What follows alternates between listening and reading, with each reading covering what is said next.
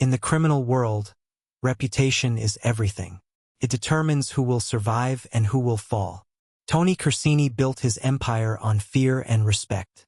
As the boss of the Corsini family for over 2 decades, he ruled with an iron fist, ruthlessly eliminating anyone who dared stand in his way. His name was whispered in the dark alleys of Chicago, and his influence stretched far beyond the city. But even the most powerful people are not immune to the blows of fate. Sometimes, danger comes not from external enemies but from those we allow too close. The most painful wounds are inflicted by those we trust the most. This is a story of betrayal that shook the very foundation of a criminal empire, about how one quiet deal nearly became the last for an otherwise untouchable mafia boss. Welcome to a world where loyalty means nothing, and the price of power is measured not only in money but in blood. This is the story of a man who was used to being in control, but found himself unprepared for a stab in the back from those closest to him. Tony Corsini would have to endure pain and loss to hold on to everything he had built. But can he remain the same after this trial? Or will the quiet deal change him forever? Chicago, 1975. The Windy City, a city of opportunity, a city that never sleeps. But behind the gleaming facade of skyscrapers and bustling streets lies another world, a world of organized crime. Here, everything was controlled by the Corsini family, one of the most influential mafia groups in the Midwest. At the head of the clan stood Tony Corsini, a charismatic and ruthless leader. Coming from a poor Italian family, he climbed to the top thanks to his intelligence, cunning, and willingness to do whatever it took to achieve his goals. Tony stopped at nothing, methodically eliminating competitors and expanding his influence. Under his leadership, the Corsini family took over the gambling business, unions, and the drug trade. Tony's iron rule was built not only on fear but also on respect. He knew how to reward loyalty and severely punished the slightest disobedience. Much of the Corsini's success was due to the strict discipline and coordinated work under the boss's command. Tony personally oversaw every aspect of the business, not missing a single detail. But even the most perfect machine needs reliable parts. For many years, Tony's right-hand man and key lieutenant was Vincent Adamo. Smart and ambitious, he quickly rose through the ranks, becoming the boss's trusted enforcer. Tony valued Vincent's sharp mind and loyalty, entrusting him with the most important tasks. Many of the decisions that defined the rise of the Corsini family were made during secret meetings between Tony and Vincent behind closed doors. The Corsini crime empire seemed unshakable. Its tentacles reached into every aspect of Chicago life, from the gritty dockside neighborhoods to the halls of power. But as history has shown, the higher you rise, the harder you fall. In the criminal world, there's no such thing as security, because the blow can come from where you least expect it. Tony Corsini was about to find that out. The clouds over the empire began to gather when seemingly unbreakable connections started to crack. The first warning signs were small discrepancies in business dealings, too frequent to be mere coincidence. A web of lies and betrayal was beginning to envelop the Corsini clan. Tony still had no idea of the scale of the coming storm, but his instincts told him that the game had reached a new level. Now, he would have to defend his creation in even more dangerous conditions, where the price of a mistake was too high. The warning signs began to appear gradually. At first, they were small discrepancies in reports, strange decisions by some subordinates, delays in payments. Individually, these incidents could be written off as coincidences or incompetence on the part of those involved. But Tony didn't rise to the top of the criminal world without learning to spot patterns. Years in the mafia had sharpened his intuition. He could sense when something was wrong, even if he couldn't immediately put his finger on it. Tony had always trusted his gut, and it had saved his life more than once. Now, his instincts were practically screaming that danger was near. Vincent's behavior, in particular, was unsettling. Tony's trusted ally and right-hand man had suddenly become too secretive. He missed meetings, citing urgent matters, and dodged direct questions. His eyes held a hunted look, as if he was hiding something. At first, Tony attributed these oddities to stress. After all, Vincent carried a lot of responsibility and had always been a perfectionist. but a seed of doubt kept gnawing at him. Tony knew his lieutenant too well to ignore such changes. He started watching Vincent more closely. Small checks, subtle questions, observing from a distance. Tony moved cautiously, not wanting to reveal his suspicions too soon. In the mafia, paranoia was both a blessing and a curse. It helped you survive, but it could also destroy relationships built over years. Yet, with each passing day, his suspicions only grew. Vincent was clearly hiding something, and it was serious enough to risk losing his boss's trust.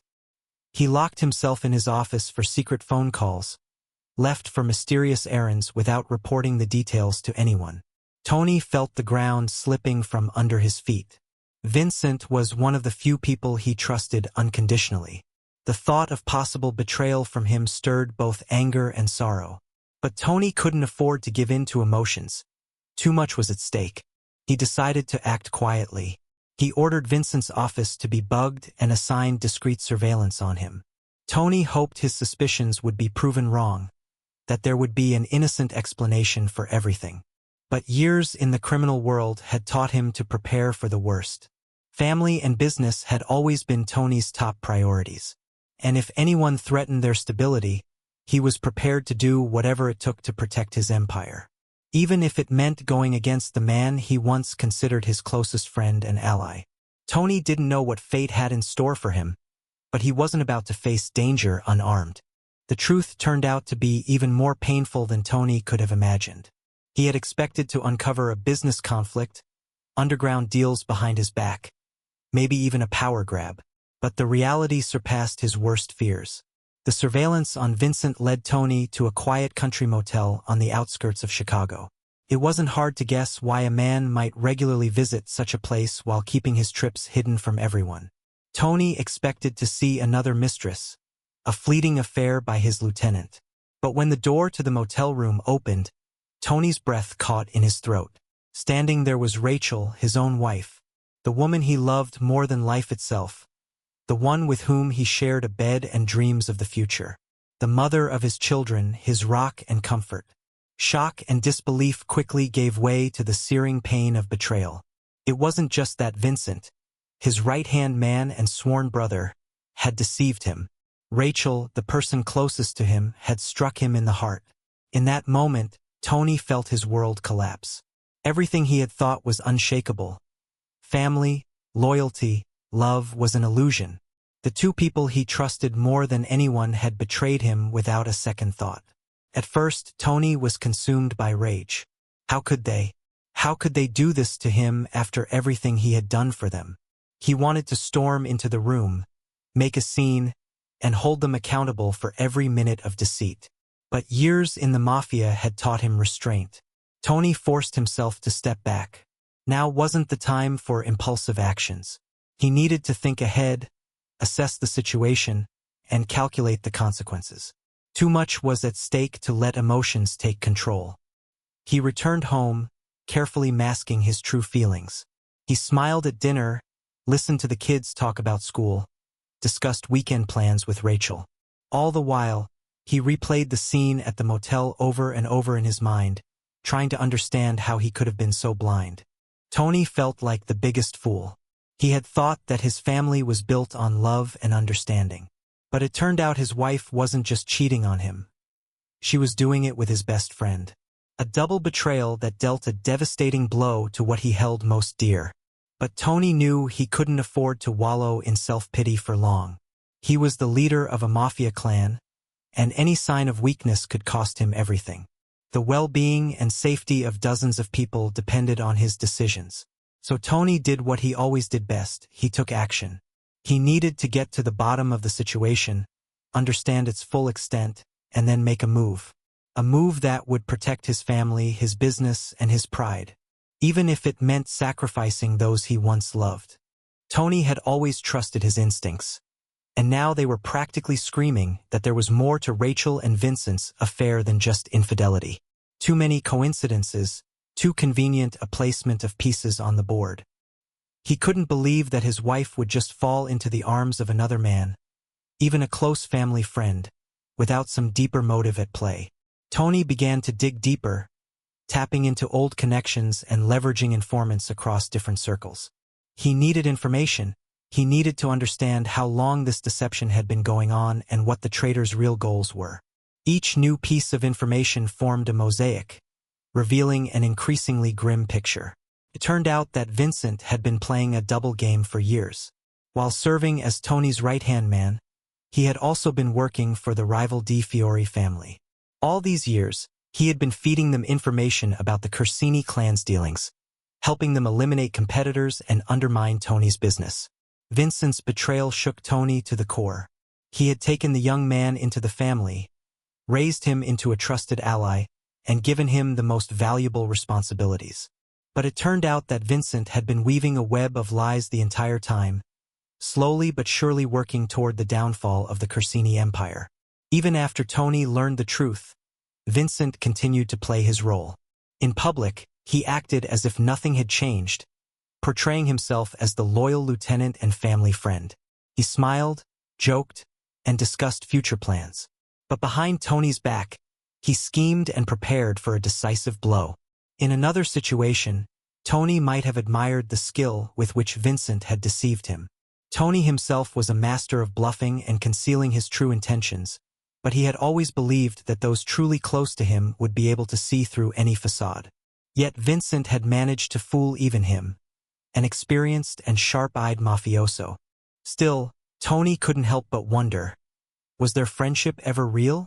After all these years and everything they had been through together, had Vincent never once felt any attachment, respect, or gratitude?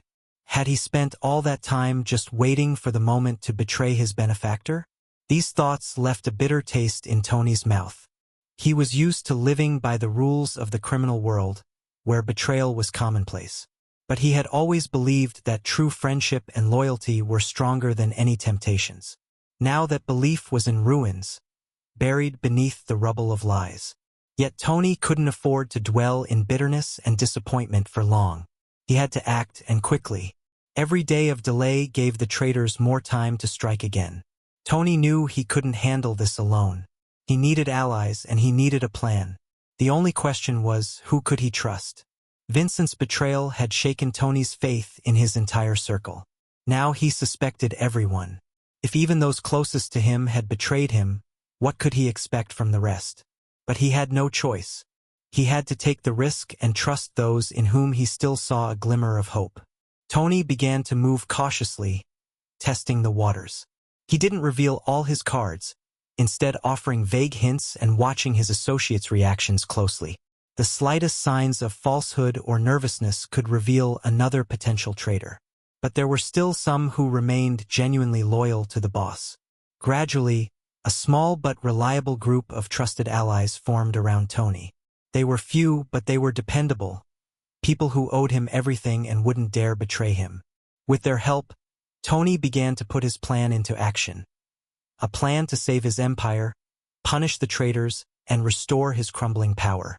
Tony knew that in this game, everything was on the line. His reputation, his position, his very life. He couldn't afford a single mistake. But at the same time, he felt a fire igniting inside him. The thrill of the hunt. The desire to settle the score with those who had so brazenly stabbed him in the back. Oh yes, he would make them regret their betrayal. Tony had always been a cautious player. In his line of work, he relied not on luck but on meticulous planning and ruthless efficiency. And now, with so much at stake, he had no intention of straying from his principles. His plan for revenge required flawless precision and perfect coordination. Tony knew he wouldn't get a second chance. If he gave the traitors even the slightest opportunity to escape retribution, it could cost him everything. First, he needed to secure his inner circle. Tony didn't know how far Vincent had gone in his efforts to undermine his influence. It was entirely possible that he had already won over some of Corsini's people, promising them a share of power in the looming takeover. This threat needed to be dealt with swiftly and decisively. Tony ordered his loyal men to quietly eliminate anyone who even remotely raised suspicion. Better to be overly cautious than to take a knife in the back at the critical moment.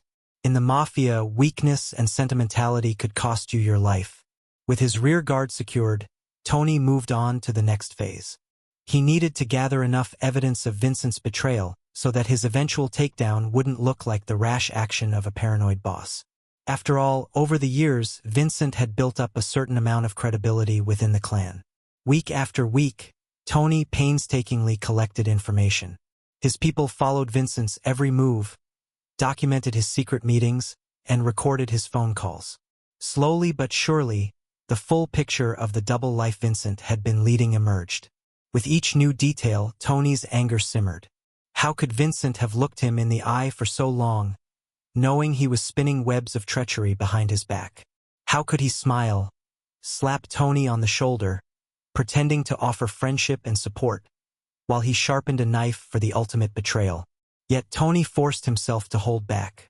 He knew that anger was a poor advisor. What he needed now was a cold, calculating mind. Only that would ensure his revenge was carried out flawlessly and without unintended consequences. The hardest part was maintaining the facade of normalcy at home. Every evening, Tony returned to Rachel, who now seemed distant and foreign. He looked at her and no longer saw the woman he loved, but rather an accomplice of his greatest enemy. It was painful to realize that their happy family life had been an illusion. Everything Tony had taken for love and loyalty had been nothing more than a clever act designed to lull him into complacency. Now, he wondered how long Rachel had been lying to him. He wanted to explode, to confront her, to demand answers for every drop of deceit. But Tony held back. After all, her time for reckoning would come. First, he had to deal with Vincent. Only after that, in a more private setting, would he confront his wife. Still, the cracks in his mask were starting to show. Tony had become more irritable, more withdrawn. He saw the confusion in his children's eyes, the worried glances from Rachel. But he couldn't explain anything to them. He couldn't share the heart-wrenching pain tearing him apart. Too much was at stake. The days passed, and the tension mounted. Tony felt that the climax was near. Very soon, he would deliver the decisive blow that would end the betrayal and restore his life to its rightful order. He clung to this thought like a lifeline, refusing to let doubts and fears overwhelm him. Finally, the day arrived when everything was in place. Tony called for a gathering of the top ranks of the clan, including the unsuspecting Vincent. As he watched his former friend walk into the room, Tony's fists clenched. The time had come to drop the masks and end this long, drawn-out charade. The meeting room was shrouded in dim light. The few lamps only accentuated the tense atmosphere that had settled in the air. The top members of the Corsini clan sat around the long table, exchanging uneasy glances. Everyone could feel that something serious was about to happen. Tony sat at the head of the table, deceptively relaxed. Only the whitened knuckles gripping the armrests of his chair betrayed his inner tension. He had been waiting for this moment for a long time, the moment when he could lay his cards on the table and look the traitor in the eye. The doors swung open, and Vincent entered the room. He looked the same as always, an impeccable suit, a confident stride, and a slight smirk on his lips. Nothing gave away the double-crossing traitor he truly was. "Boss," Vincent nodded as he took his usual seat to Tony's right. "What's with the big gathering? Something happened." Tony didn't answer, only fixing his former friend with a long, scrutinizing gaze. How had he missed the deceit, the glimmer of pretense in those eyes? Now that the masks were off, it all seemed so obvious. "Something did happen," Tony finally said, his voice surprisingly calm. "Betrayal happened, Vincent. And now we're all about to witness it." A murmur of surprise swept through the room. The mafia men exchanged bewildered looks, trying to figure out who could have dared to go against the boss. But Vincent simply raised his eyebrows in feigned confusion. "Betrayal? What are you talking about, Tony? Someone from our crew crossed you." Tony smirked. He almost admired Vincent's composure. But that bluff no longer fazed him. It was time to drop all pretense. "Don't play dumb, Vincent. Your act is over.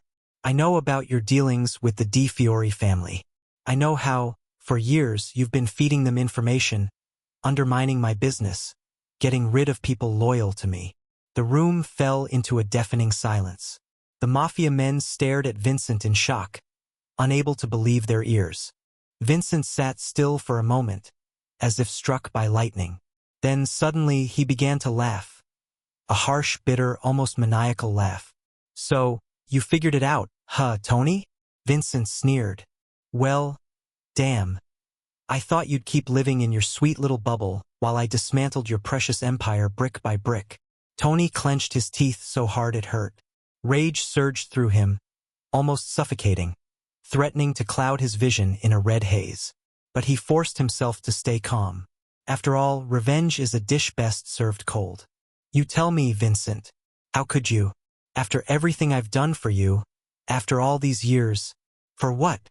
Vincent's grin turned venomous, his eyes gleaming with malicious satisfaction. There wasn't a hint of remorse in his expression, only poisonous triumph and a sick pleasure in his betrayal. "For what?" "For power, Tony. To take your place. I've spent too long playing second fiddle, too long dancing to your tune. It's time for me to be the boss."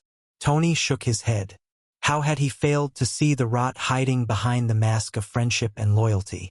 How many more traitors lurked within his ranks, waiting for the right moment to strike? "Well, you won't be a boss, Vincent. Not now, not ever. You've already signed your own death warrant." Tony nodded to his men, strategically positioned around the room.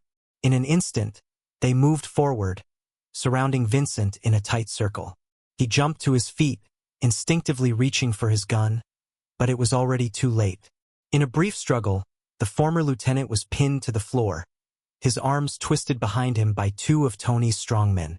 Tony rose from his seat and slowly approached, looking down at the fallen traitor with a mixture of anger and bitter disappointment. "You have no idea how long I've waited for this moment," Tony said, his voice low and cold. "How I've dreamed of wiping that smirk off your face, of making you pay for all your lies." Vincent's eyes flashed as he continued to smirk, even through the pain of his restrained arms. "Go ahead, Tony. Show everyone what you're capable of. But don't think this is over.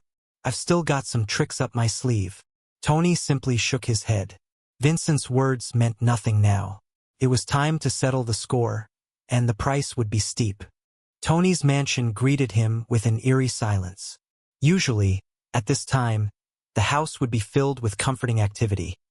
The kids getting ready for bed, Rachel bustling around in the kitchen. But tonight was different. Tonight, the house felt empty, lifeless, as if sensing the doom that loomed ahead. Tony trudged up the stairs, each step feeling heavier than the last. The weight of the past few days, the weight of vengeance and the betrayal revealed, seemed to press him down, making it hard to breathe. He found Rachel in the bedroom. She sat at the edge of the bed, wringing a lace handkerchief in her hands. Pale, disheveled, her eyes red and swollen from crying. Tony had never seen her like this before. For a brief moment, something akin to pity stirred in his heart, but he quickly squashed the feeling. After all, she had chosen her fate. "So, you already know," he said quietly, stopping at the doorway. Rachel lifted her tear-streaked face to him, her eyes filled with fear, and gave a shaky nod. Tears began to stream down her cheeks again, but Tony didn't flinch.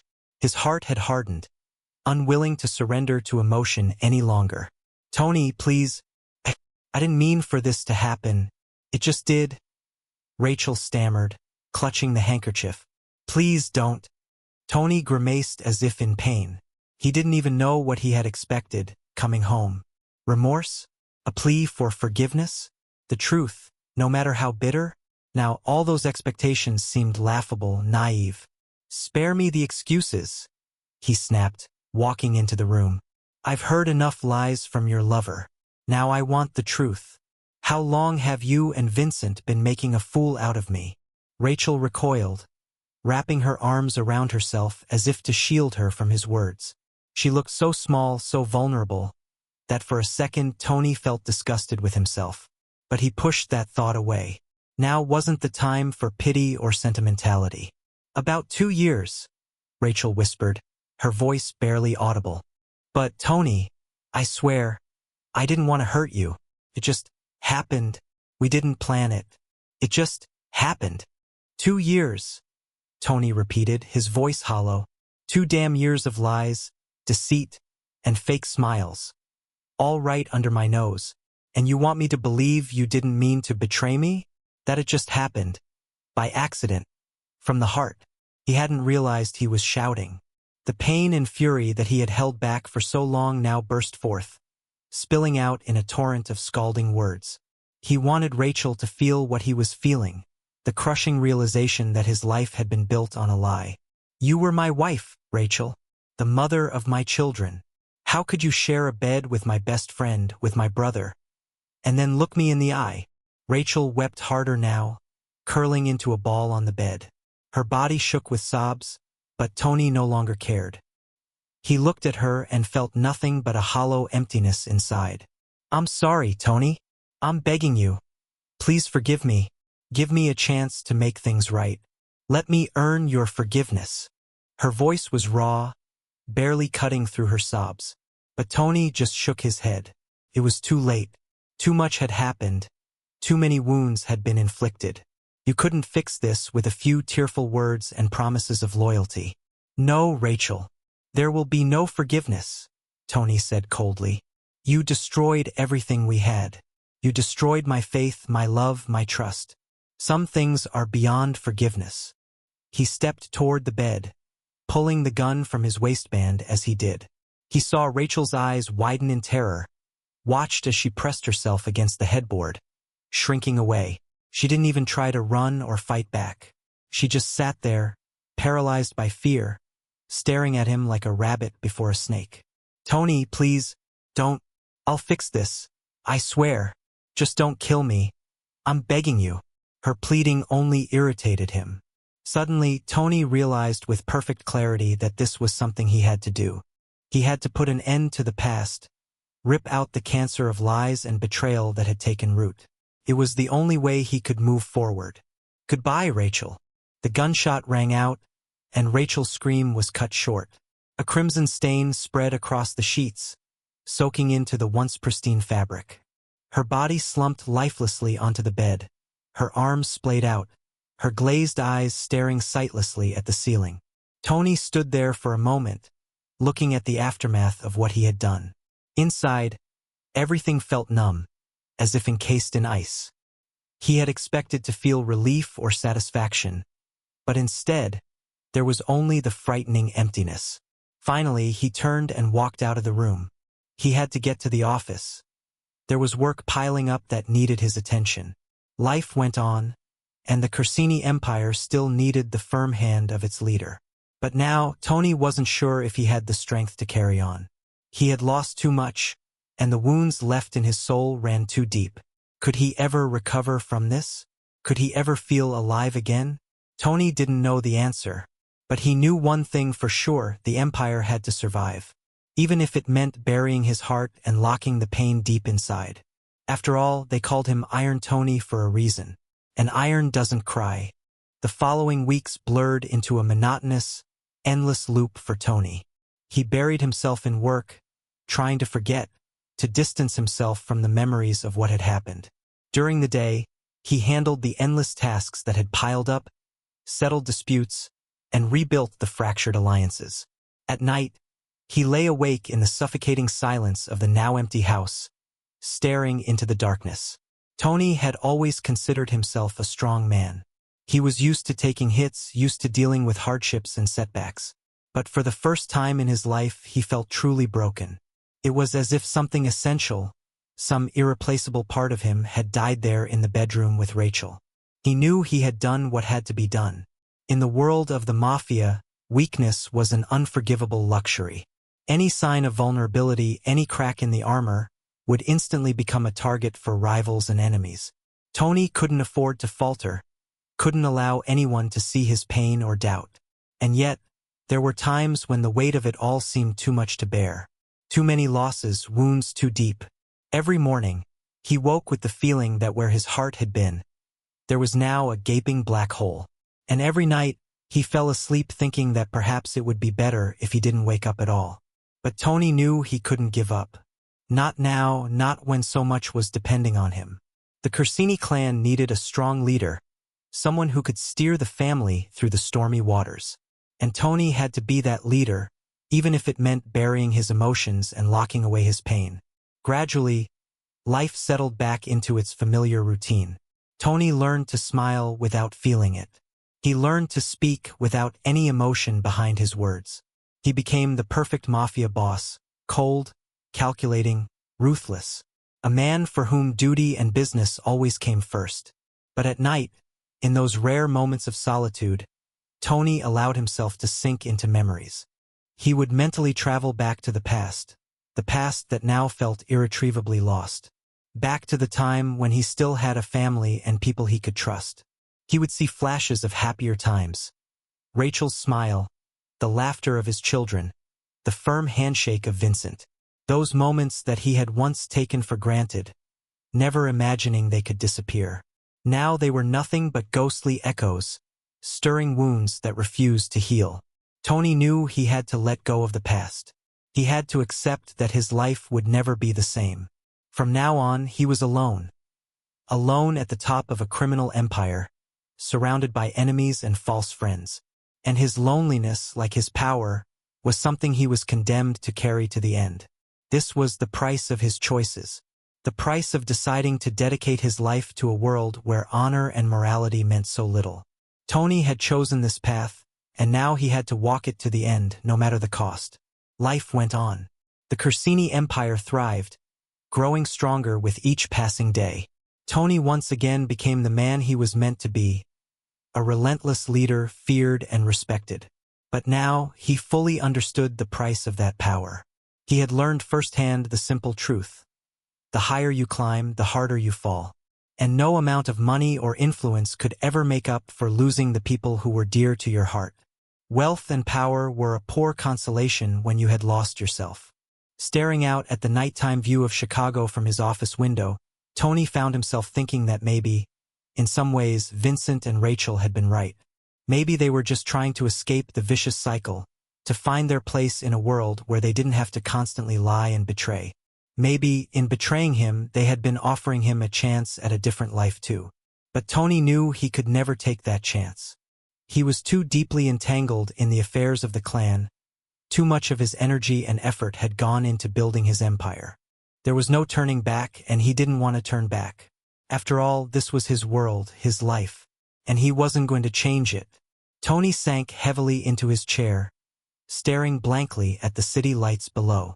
Somewhere out there, in the tangle of streets and neon signs, people were living different lives. Lives that had no place for the twisted games of the mafia or the cruel laws of the criminal world. A life that could have been his, if he had made a different choice once upon a time. But that ship had sailed. Tony knew he was destined to carry the burden of power and loneliness for the rest of his days. To pay the price for the decisions he had made. And, staring into the truth of it, he realized he was okay with that. Because in the end, it was better to be a king in solitude than to live in a world where he no longer belonged. With that thought, he rose and returned to his desk. There was work to be done. He had to protect what he had built. After all, it was all he had left, and he would hold onto it until his last breath. The story of Tony Corsini is a tale about the price one pays for power. It's about how high one can rise and how painful the fall can be. On his path to the top, Tony lost everything, his family, friends, and love. But the most terrifying loss was himself. Upon reaching the peak of his power, Tony suddenly realized he was in absolute solitude. He was surrounded by either enemies or sycophants eager to exploit his strength and influence. True friends, people he could trust, were no longer by his side. The betrayal by Vincent and Rachel hit Tony hard. It made him doubt everything he had considered unshakable: loyalty, love, friendship. And while he managed to maintain his empire, something crucial inside him was irrevocably broken. Looking at Tony's story, one can't help but wonder, are all the treasures of the world worth such emptiness? Can one truly consider themselves a winner if they had to sacrifice the most valuable things for triumph? Is there any power in the world that could heal the wounds inflicted by the betrayal of loved ones? These are questions everyone must answer for themselves. Tony Corsini made his choice. He preferred power and strength, casting aside love and attachments. Now he must live with the consequences of that choice, no matter how heavy they may be. Perhaps deep down, Tony regrets some of his decisions. Maybe he sometimes imagines how his life could have turned out had he taken a different path. But the past cannot be changed, and now he must accept and continue playing the role he chose for himself. Tony's story serves as a warning for all who dream of power and are willing to do anything for it. It reminds us that every choice we make comes with a price, and sometimes that price is unreasonably high. No wealth in the world can compensate for the emptiness in the soul and the loneliness that come with power. Tony Corsini became the king of the criminal underworld. But at what cost? Are all the treasures of the Corsini empire worth that bitter taste of ash on his lips? Will Tony ever find peace of mind and reconcile with his losses? Or is he destined to bear his cross for the rest of his life, paying for the mistakes of his past? No one knows the answers to these questions. Not even Tony himself. He only knows that he must keep moving forward, protecting what little he has left. Because that's all he has now. Because there's no turning back. And he doesn't want to turn back. So let it be. Let him live in his world of lies, violence, and solitude. In the world he chose for himself. And let him pay the bills he wrote for himself. After all, for him, power is indeed worth more than anything. Even his own soul. We can only learn from his mistakes. Remember that neither money, nor power, nor influence are worth true feelings and relationships. Cherish those we hold dear and never betray them for fleeting gains. And never forget that even the greatest power has its price. And sometimes that price is too high.